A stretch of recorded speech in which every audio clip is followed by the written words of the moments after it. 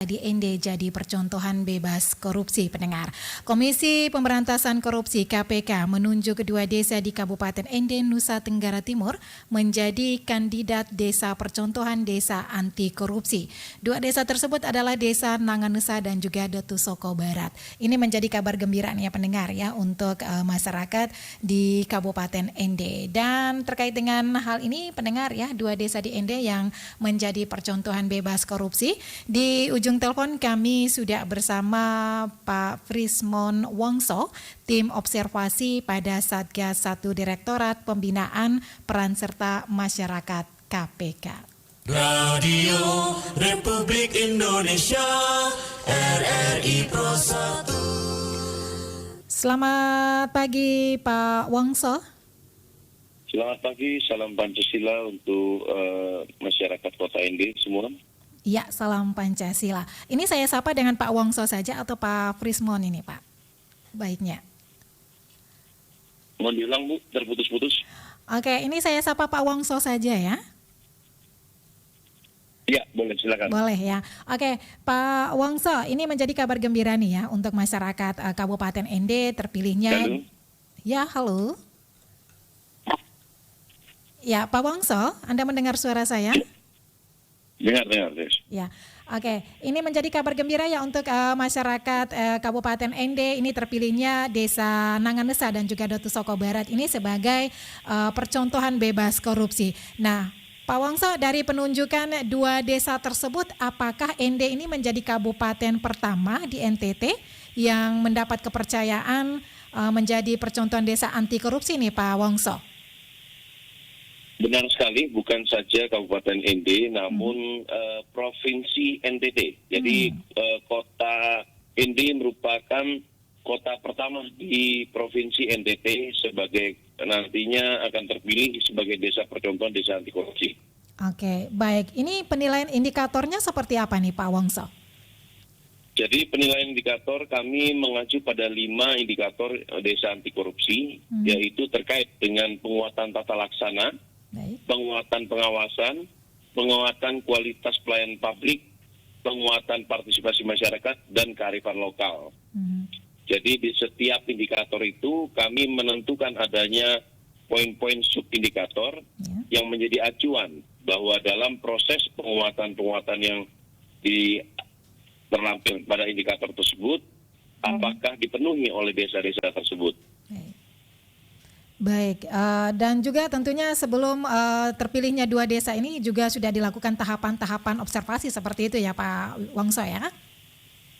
Benar sekali. Jadi tahun lalu di 2021 desa anti korupsi pertama di Indonesia itu ada di daerah istimewa Yogyakarta. Selanjutnya untuk 2022 ini kita menargetkan 10 provinsi, 10 kabupaten yang akan ditentukan satu-satu desa sebagai desa percontohan desa anti korupsi. Oke. Nah, jadi penilaiannya setelah kami melakukan masukan dari konsultan yang melakukan kegiatan pemantauan terhadap proses desa, juga kami meminta kepada pemerintah provinsi untuk menyampaikan desa mana yang kiranya layak untuk dijadikan desa untuk dinilai indikator-indikator yang kami syaratkan nantinya akan menjadi desa anti korupsi di daerah tersebut yang pertama kalinya. Oke. Ketika Anda berada di Kabupaten Ende dan juga melakukan tahapan serta observasi, nah apakah Anda melihat ada keunikan tersendiri dari dua desa tersebut Pak Wongso? Dari dua desa tersebut kita melihat dari indikator-indikator yang ada. Baik. Lebih banyak kami melihat bahwa digitalisasi dalam proses-proses di indikator tersebut apakah sudah dituangkan oleh desa-desa tersebut. Ini mengacu pada suatu transparansi sehingga kami dapat menilai bahwa desa tersebut sudah layak menjadi desa percontohan desa anti korupsi. Karena dengan modelisasi, digitalisasi semua proses dalam proses di desa itu memungkinkan memangkas adanya tindakan-tindakan korupsi tadi. Baik. Oke, baik. Ini secara tidak langsung bahwa desa anti korupsi ini tidak hanya ya menyangkut aparat desanya saja ya Pak Wongso ya, tetapi juga menyangkut masyarakatnya. Seperti itu ya Pak Wongso. Nah, apa yang harus dilakukan masyarakat agar bisa mendukung aparat desa nih Pak? Jadi di masyarakat itu kita harapkan memang di sini ada satu indikator yang mengacu kepada penguatan partisipasi masyarakat. Di situ kita meminta untuk masyarakat berpartisipasi terlibat dalam proses memantau, juga dalam proses menyusun sebelumnya terkait dengan LKP desa.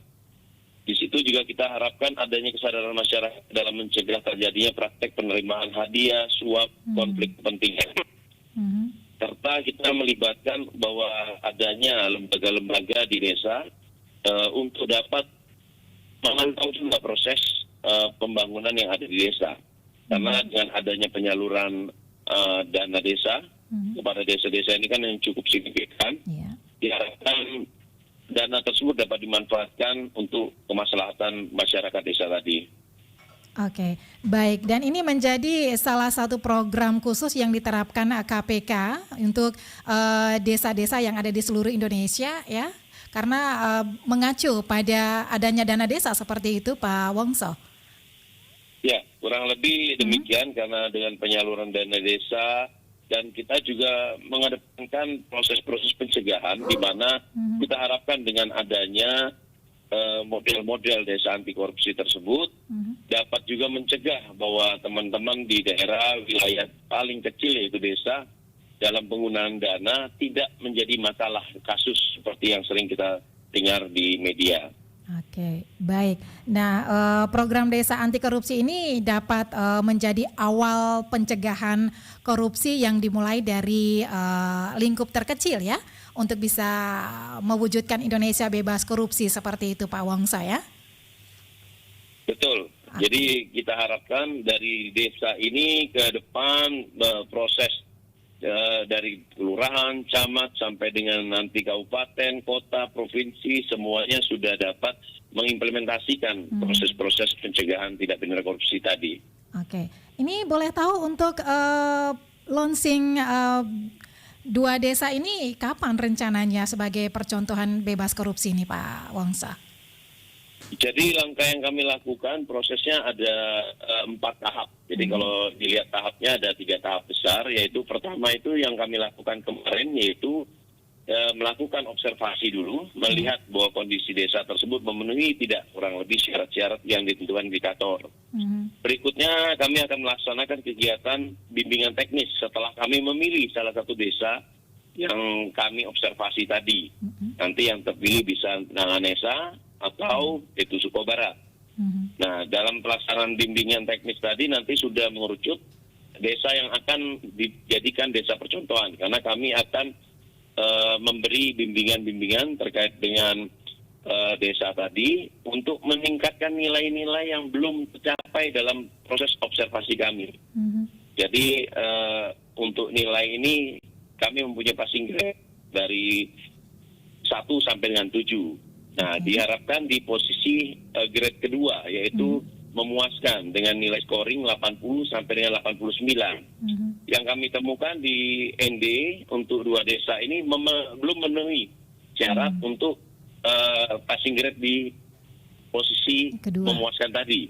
Namun, dalam tahap bimbingan teknis nanti, kami akan bahasanya ngebooster lah desa-desa tersebut untuk menyesuaikan indikator yang ada, sehingga nantinya pada saat setelah bimbingan teknis kami akan melakukan penilaian. Penilaian ini akan dilakukan bersama dengan Kementerian Dalam Negeri, Kementerian Keuangan, Kementerian Pendayagunaan Aparatur Negara, Reformasi Birokrasi, Kementerian Desa, dan juga Inspektorat Provinsi maupun Kabupaten. Nah, diharapkan pada saat proses penilaian ini sudah dapat mencapai di passing grade memuaskan tadi. Nah, selanjutnya setelah penilaian selesai, barulah diluncurkan bahwa desa tersebut menjadi desa percontohan pertama NTT dan Kabupaten ND secara khususnya menjadi desa anti korupsi pertama. Baik. Oke, baik Pak Wongso, ini apa yang menjadi harapan Anda ya? Semoga tidak saja 2 desa yang ada di Kabupaten Ende, tetapi ada desa-desa lain yang ada di kabupaten lain tentunya. Apa yang menjadi harapan dari KPK sendiri? Ya, jadi harapan kami dari KPK, Direktorat Pembinaan Peran Serta Masyarakat, pada prinsipnya bahwa momentum pemilihan nanti desa percontohan, desa anti korupsi ini menjadi suatu obor pertama yang selanjutnya akan dinyalakan oleh desa-desa lain. Baik. Dan dapat ditularkan desa-desa lain menjadi desa anti korupsi. Jadi bukan desa ini menjadi desa yang bebas korupsi secara sepenuhnya, tapi akan menjadi desa percontohan. Desa yang akan menularkan nilai-nilai integritas anti korupsi kepada desa-desa lain. Jadi setidaknya moralitas desa yang akan ditunjuk ini akan lebih bermoral diharapkan. Punya tanggung jawab moral, sehingga nanti ke depannya dia harus menjaga langkah untuk tidak pada korupsi, lalu akan menularkan, menjadikan desa-desa di sekitarnya jadi ada desa korupsi berubah di Kota Indri, Kabupaten Ende, desa ketiga, keempat, dan seterusnya sampai 200 sekian desa yang ada di Kabupaten Ende. Baik, Pak Wongso, terima kasih untuk waktunya bersama RRI Ende pagi hari ini. Terima kasih, selamat pagi. Selamat pagi, selamat kembali beraktivitas. Pendengar RRI dimanapun Anda berada, baru saja bersama kita tim observasi pada Satgas 1 Direktorat Pembinaan Peran Serta Masyarakat KPK, Prismon Wongso, pendengar.